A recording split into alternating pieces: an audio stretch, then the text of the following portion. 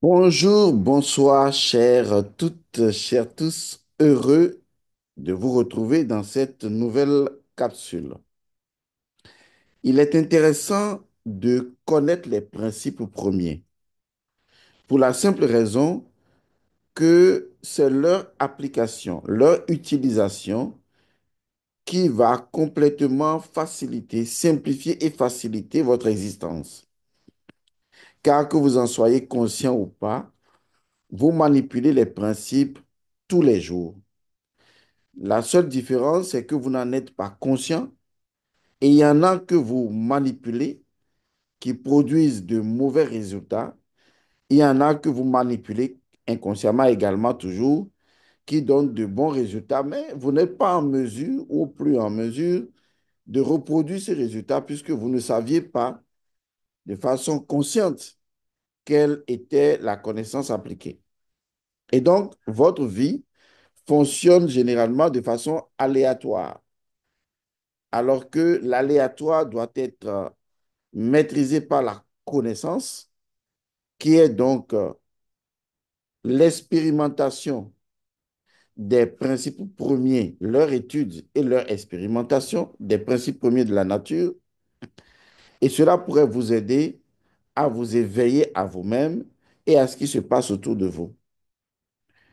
Le plus grand ennemi de votre vie, si on pouvait ainsi le dire, je parlerai plutôt d'adversaire, c'est vous.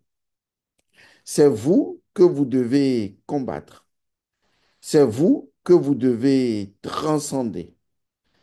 C'est vous que vous devez tout le temps chercher à surpasser. Pas une autre personne. Vous. Vous surpassez hier mieux qu'avant-hier. Vous surpassez aujourd'hui mieux qu'hier. Et vous surpassez demain mieux qu'aujourd'hui. Et à chaque instant, vous posez la question de savoir, est-ce que vous arrivez à aller au-delà à chaque fois? Ce que j'appelle la conscience permanente de la transcendance de soi-même.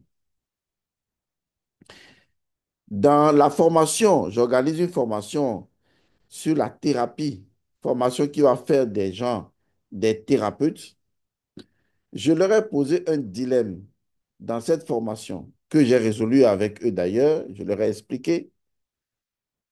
C'est une phrase, une équation. Si vous maîtrisez cette équation, vous pouvez révolutionner beaucoup de choses dans votre vie.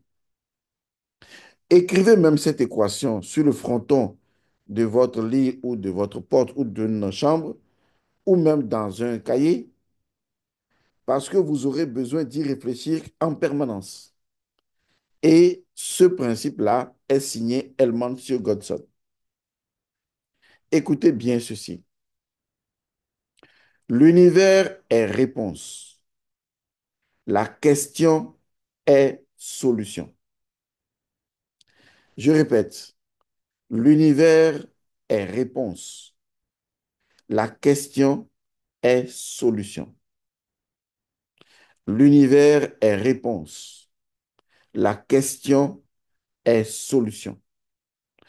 Si vous arrivez à régler cette équation, alors vous pourrez toujours trouver n'importe quelle solution si vous avez l'intelligence de l'art de la questionologie. Mais ce n'est pas ce qui m'amène aujourd'hui à discuter avec vous. Comme vous l'avez constaté dans l'intitulé de cette capsule, la purification du sang par le sang. Il y a plusieurs méthodes de purification du sang par le sang. Et il y a une méthode très pratique que je vais partager avec vous si vous le souhaitez. Mais avant, il faut que je vous explique les circonstances, les conditions, les environnements spirituels dans lesquels on pourrait se retrouver et qui nous obligent à une purification du sang par le sang, ce que j'appelle une purification de l'intérieur. Souvent, vous faites des purifications à l'extérieur. Vous prenez des feuilles d'hysope, du sel, du charbon de bois. Et qu'est-ce que vous faites? Vous orchestrez un rituel de purification, une cérémonie de purification.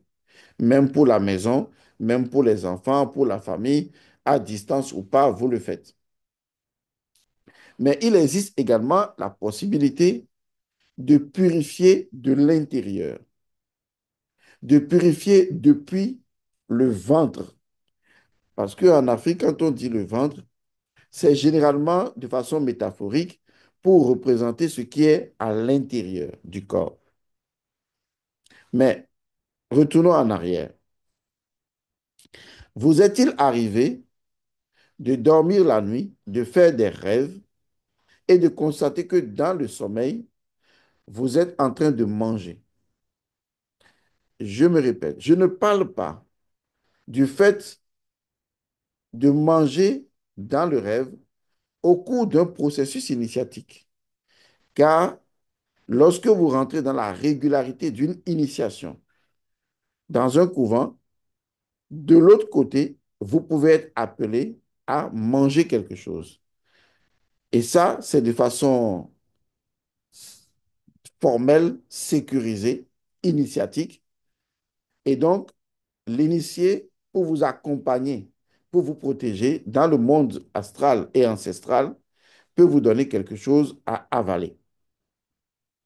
Je ne parle pas de cela, parce que là, il s'agit d'un cadre bien défini, bien réglementé, dans lequel l'individu vient recevoir une initiation et on l'accompagne. Et donc, l'initiateur lui fait faire des expériences maîtrisées.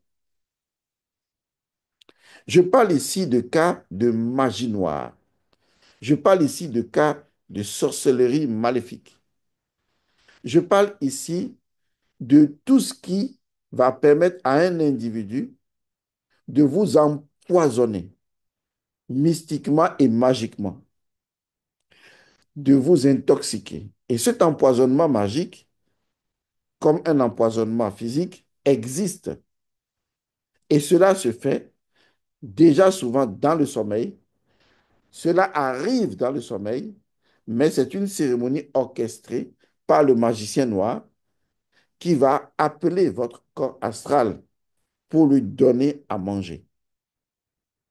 Et donc, dans le sommeil, vu que le sorcier ou l'ensorceleur ou le jeteur de sorts, il est tout ça, est une personne qui a la possibilité de voyager en dehors de son corps et donc d'interférer dans le champ matériel physique grâce aux lois supérieures au monde physique, eh bien, cette personne peut, d'une certaine manière très insidieuse, obliger votre âme ou le corps astral de votre âme à manger quelque chose que la personne a précédemment préparé magiquement dans le monde physique, mais que la personne a transposé dans le monde astral pour vous donner à manger. Je pense que vous avez besoin d'un break pour comprendre une chose simple que j'ai déjà dite dans la capsule sur la TV2 où je parlais donc justement de la sorcellerie. Retenez bien ceci.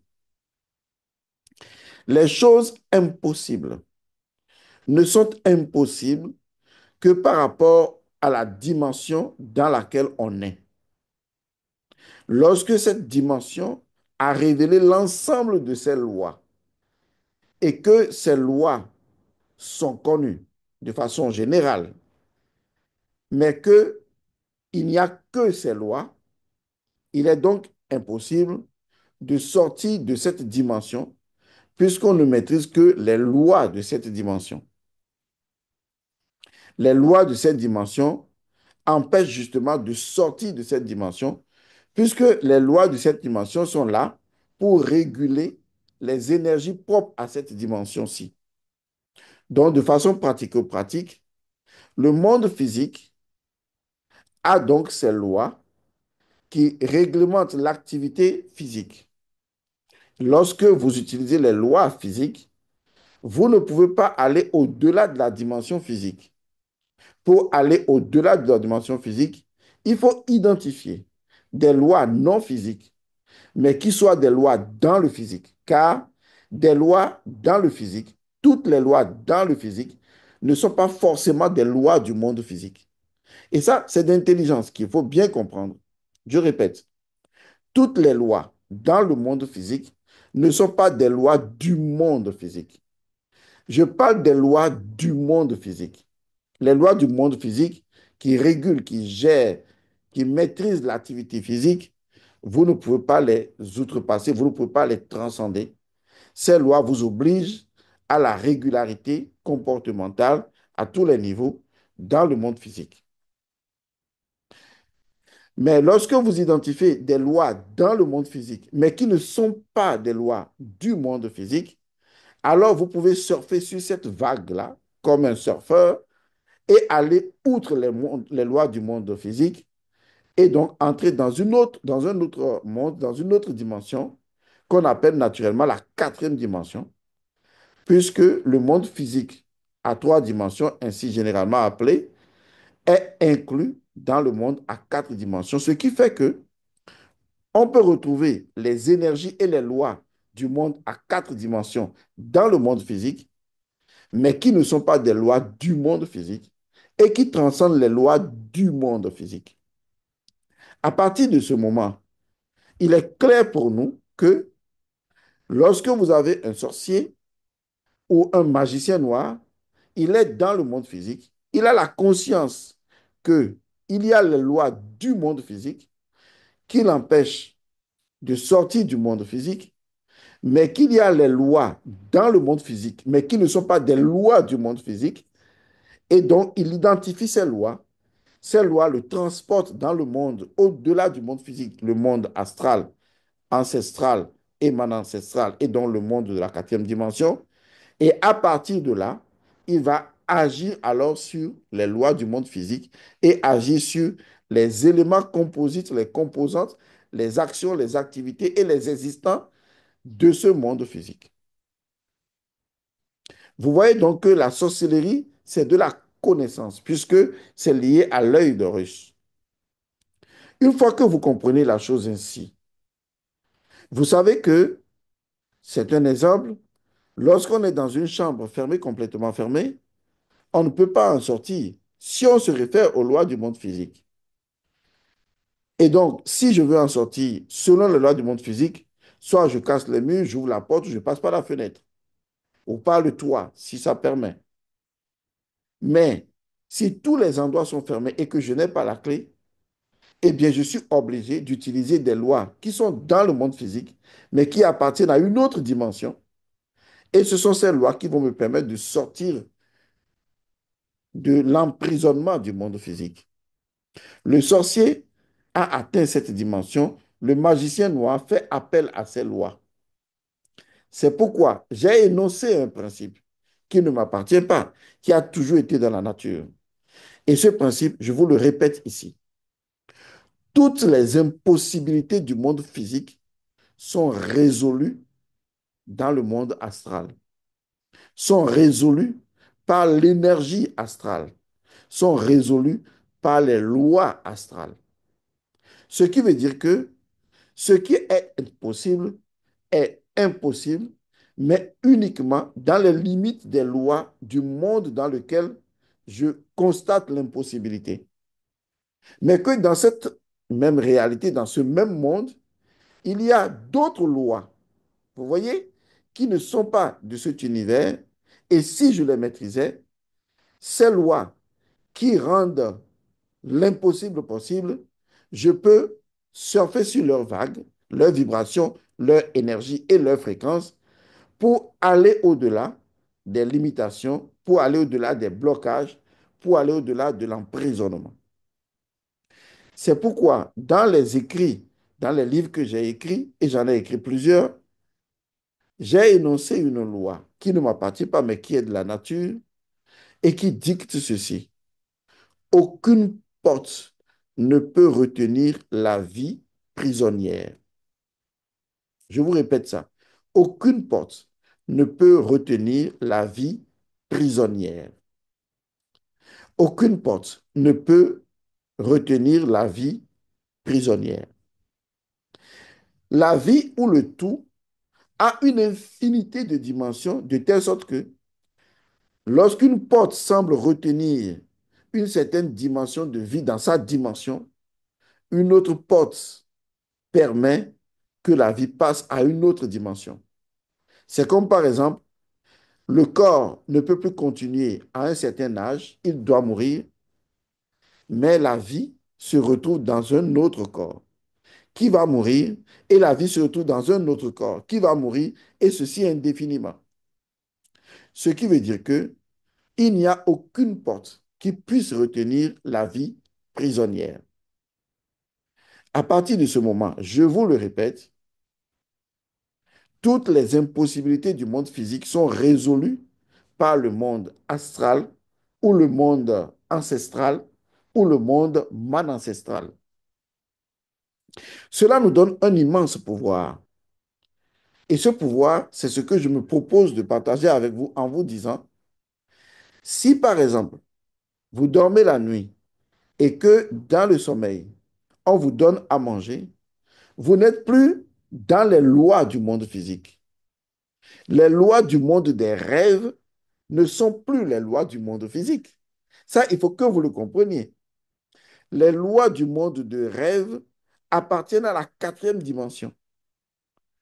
Alors que vous, dans votre corps, vous êtes dans la troisième dimension. Ça veut dire que quelqu'un a utilisé une forme de loi dans le monde physique, mais qui n'est pas du monde physique, pour pouvoir vous intoxiquer la nuit, vous donner des larves, vous donner des détritus astraux, vous faire manger du poison du monde astral contre votre gré, contre votre volonté, et cela va agir depuis votre âme et bloquer les activités de votre corps. Blocage professionnel, blocage amoureux, blocage financier, et puanteur, vous dégagez une mauvaise odeur ou qui sort même de votre bouche, vous êtes rejeté par tout le monde. Il y a des entités qui circulent dans votre corps, mais on ne voit rien. Vous avez des démangeaisons dont vous n'expliquez pas les causes, et pourtant, on a fait tous les scanners invus. Jusque-là, vous voyez. Pourtant, le mal est là. C'est ce qui fait que les gens me disent, on a été consulté chez le docteur, on a vu, on a fait toutes les radios et tout, mais on ne voit rien, mais le mal est là. Parce que ce mal-là est régi par une loi, une énergie, une fréquence qui est dans le monde physique, mais qui n'appartient pas, dont l'origine n'appartient pas à ce monde physique, qui est utilisé et qui vous intoxique, dont le sorcier qui maîtrise le monde des rêves, maîtrise la quatrième dimension, et à partir de cette loi, peut vous intoxiquer, vous empoisonner. Or, le monde à trois dimensions est créé et géré par le monde à quatre dimensions. Et du coup, vous subissez, sans coup férir, les conséquences de cet empoisonnement magique et délétère. Vous comprenez donc qu'il vous faut réagir. Mais pour réagir ou pour agir, vous devez utiliser quelle loi? Vous voyez, c'est là où ça devient intéressant. Parce que si toutes les lois et toutes les impossibilités physiques sont résolues par le monde astral, qui est en plusieurs dimensions, et le sorcier, lui, il se trouve dans le monde du bas astral. Cela veut dire que vous devez connaître des lois qui sont dans le monde physique, mais qui n'appartiennent pas au monde physique, qui appartiennent au monde astral et surtout au monde astral moyen ou supérieur, le monde astral supérieur étant le monde de la lumière astrale, qui est largement au-dessus du sorcier maléfique. Vous devez connaître cette loi, utiliser cette loi pendant que vous êtes dans le monde physique pour que, une fois cette loi utilisée et maîtrisée, vous puissiez dominer les lois utilisées par le sorcier dans le monde du bas astral. Ainsi, les blocages que le sorcier aura créés ou aurait créés depuis son monde à lui seront annulés, résolus par les énergies que vous aurez découvertes dans ce monde, mais qui sont supérieures au monde dans lequel le sorcier se trouve. À partir de ce moment, vous comprenez maintenant pourquoi j'ai dit en introduction, en entrance, que nous allons purifier le sang par le sang. Et nous allons faire une purification de l'intérieur. Cela veut dire que nous allons utiliser notre propre sang pour purifier notre propre sang. Parce que le sang est le Nun. Le sang est le Nil. Lisez mon livre, La vérité du sang. Le sang est l'océan primordial. Le sang possède la capacité de s'auto-purifier comme une mer océanique, un océan. Le sang peut s'auto-purifier lui-même. Mais vous devez mettre le sang dans la loi qui permet au sang de se purifier automatiquement. Vous savez que le foie se régénère de lui-même. Eh bien, le sang se purifie de lui-même parce que le sang est Osiris. Le sang est la nébride. Et donc, Osiris peut se purifier lui-même parce qu'il n'y a aucune différence entre Osiris et Isis, la dame de magie. Une fois que vous avez compris ce schéma, je vous invite et je vous propose à découvrir dans notre rencontre de veillée spéciale spirituelle du solstice d'été qui aura lieu le 12 juillet 2025.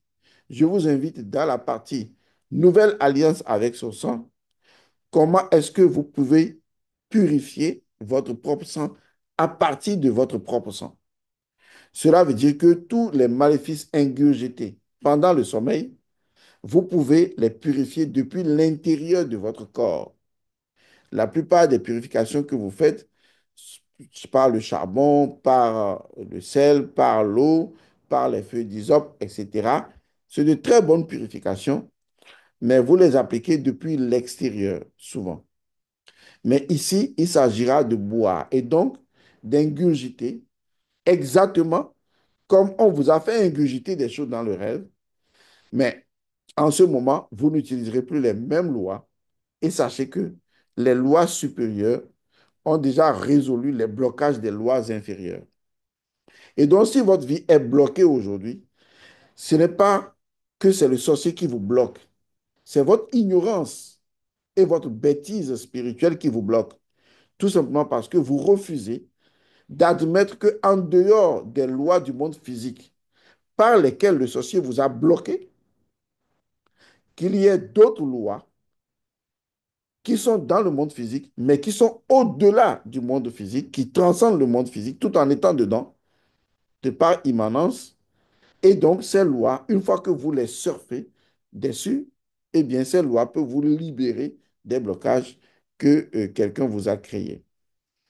Et donc, nous retrouvons déjà avant le 12 juillet, qui est le jour spécial de la veillée, nous faisons déjà des rencontres.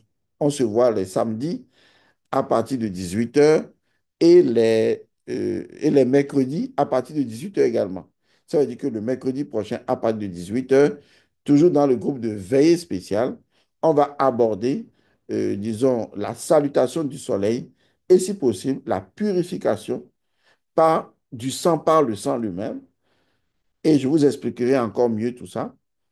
Et le samedi, on continue avant le jour J parce qu'il nous faut nous préparer pour le jour J, qui est le 12 juillet, où nous allons faire un travail en direct.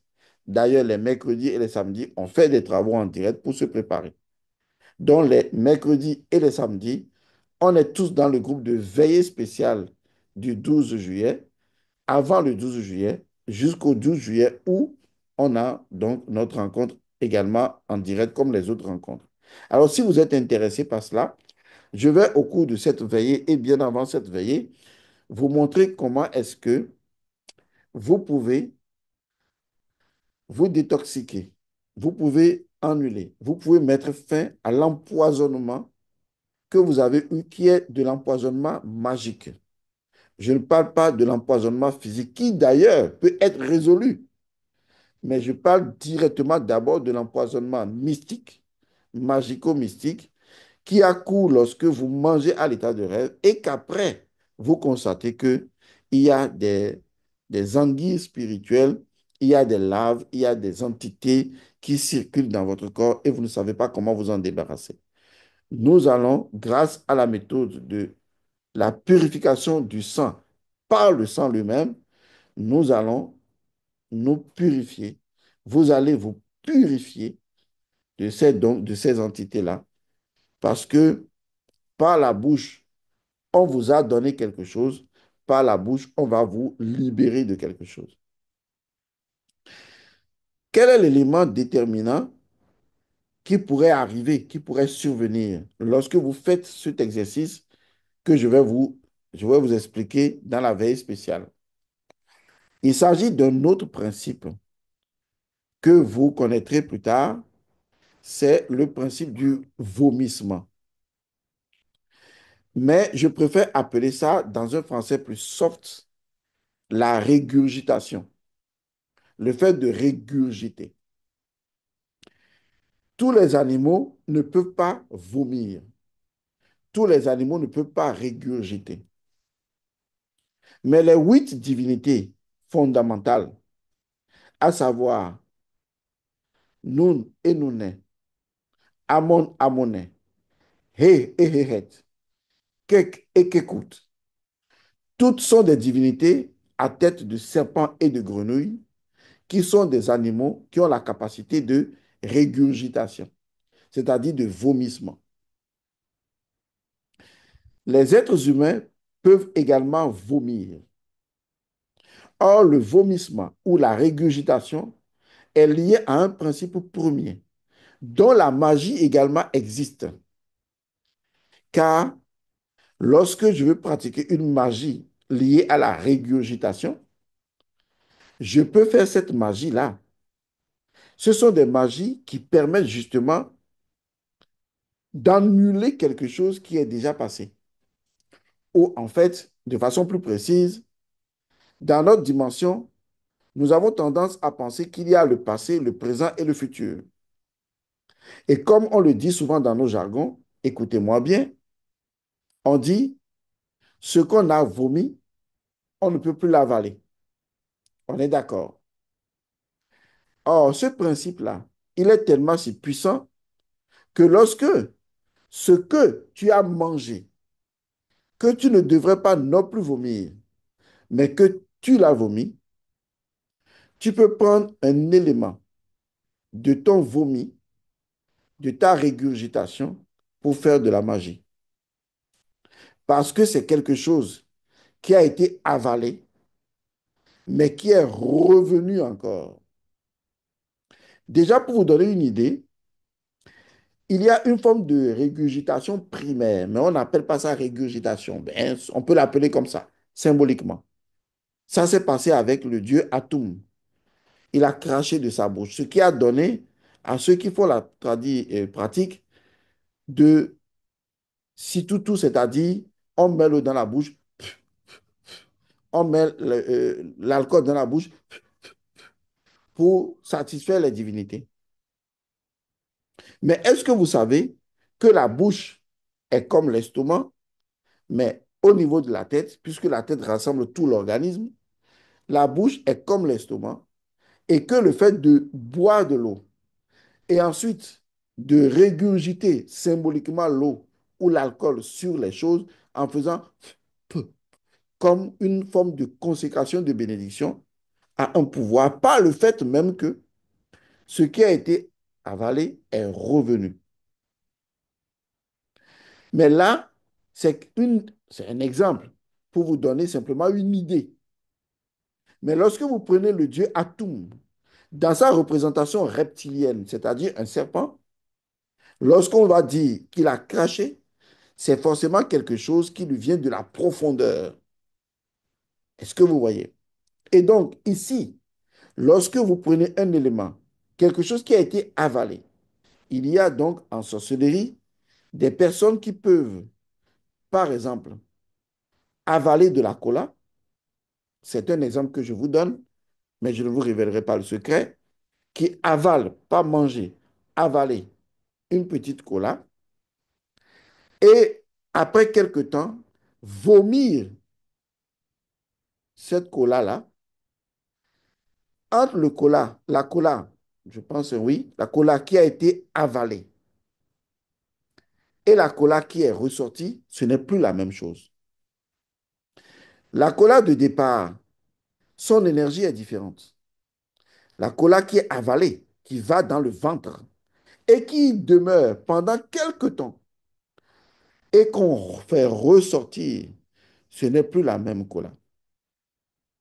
Cette cola-là, on peut l'utiliser pour un rituel bien précis qui correspond au principe premier du vomissement ou de la régurgitation. Vous voyez que la nature a su bien organiser les choses de telle sorte que même le vomi, qui nous apparaît comme quelque chose de fait partie d'une utilisation, d'une perspective magique. Est-ce que ce n'est pas génial? Surtout si on vous révèle quel est le principe premier associé au vomissement ou à la régurgitation, vous risquez de vouloir l'utiliser par vous-même généralement. Vous vous rappelez aussi hein, que souvent, lorsque nos mamans veulent nous purifier, à dessein, elles font une forme de tisane rien que pour le vomissement. L'enfant qui se sent mal, qui ne va pas bien, on dit alors qu'il y a quelque chose qu'il digère mal. Mais ce qu'on dit de l'enfant qui digère mal n'est pas forcément une nourriture. Ça peut être une émotion, ça peut être un empoisonnement mystique, ça peut être beaucoup de choses. Mais quand ça ne va pas, on dit, l'enfant, c'est comme s'il y a une machine dans le ventre qui a été bloquée parce que quelque chose ne passe plus et que ça ne peut pas descendre vers le bas. Il faut que ça ressorte forcément par le haut. Moi, ma grand-mère Nagan savait faire ça. Il y a deux choses qu'on savait faire. On savait faire chier les enfants avec Bentou, mais on savait faire vomir également un enfant. Donc, on te prépare la tisane. La tisane, là, on te ferme les narines et on te donne ça. Tu fais... Tu bois. Et on te dit, va là-bas. Il n'y a rien à faire. Quelque temps après, tu vas vomir tout. Et quand tu vas vomir, tu es surpris de voir des choses bizarres, même dans ton corps, qui sont sorties vers l'extérieur. C'est incroyable. Et tu te dis, mais il y avait ça dans mon corps? Comment ça? Il y avait même ces formes de verre-là dans mon corps. On a comme l'impression que les choses sont sorties d'une dimension différente du corps pour venir à l'existence. Parce que les tisanes qui ont été préparées ont été un ensemble de tisanes, de feuilles magiques ou considérées telles ou dont les actions sont connues, mais qui ont la capacité de provoquer la régurgitation. Donc, vous voyez que, et c'est là où je veux en venir, si vous ne faites que manger pendant des années et que vous ne régurgitez pas, ce n'est pas bon. Vous devez volontairement, à un moment donné, décider de vomir vous-même. Il est important de savoir que le vomissement fait partie intégrante du processus biochimique et régulateur équilibriste du corps. Et maintenant, vous le savez, ça fait également partie des actes de magie. Et donc, au moment où je vais vous enseigner comment purifier le sang par le sang, il se pourrait que, après cette pratique, des personnes aient envie justement de vomir. Alors, vomissez seulement. Vous verrez que le vomissement a le pouvoir de désenlacer un enlacement reptilien qui a lieu dans le bas-ventre et que cela va vous libérer d'une contorsion reptilienne qui est là et qui est forcément liée à la sorcellerie. Donc, c'est exactement ça que je voudrais... Excusez. Donc, voilà un peu comment ça marche. Voilà pourquoi je vous invite à ce rendez-vous du 12 juillet 2025. Mais avant le 12 juillet, comme je vous l'ai répété, vous qui êtes dans le groupe de veillée spéciale, on se retrouve donc tous les mercredis à 18 h, tous les samedis à 18 h pour faire ces pratiques-là en préparation justement à ce moment crucial. Je vous remercie d'avoir suivi tous cette capsule. J'espère que vous avez compris que maintenant, tout ce qui existe a un principe premier et que nos anciens savaient ce à quoi ça servait. Si ce que je dis c'est faux, allez demander à vos parents, à vos grands-pères, ceux qui sont encore dans la tradition. Et si aujourd'hui, ça fait déjà 5 ans ou même 3 ans, ça fait un cycle trinitaire, vous n'avez jamais vomi, je vous conseillerais d'aller vomir. Je vous le conseillerais. Mais peut-être, je vous le conseillerais après avoir fait cette pratique-là. Soit la pratique vous fera vomir, ou après avoir ingurgité, à un moment donné, vous pouvez provoquer vous-même le vomissement. Et vous allez voir qu'en vomissant, vous désentrelacez un entrelacement et incongru de l'énergie reptilienne qui est dans le ventre. Car oui, il y a une énergie reptilienne dans le ventre. C'est ce qui permet d'ailleurs la digestion du ventre, à l'intérieur du ventre. Je vous remercie. Je vous retrouve dans une autre capsule. Paix et bénédiction à vous. Au TEP.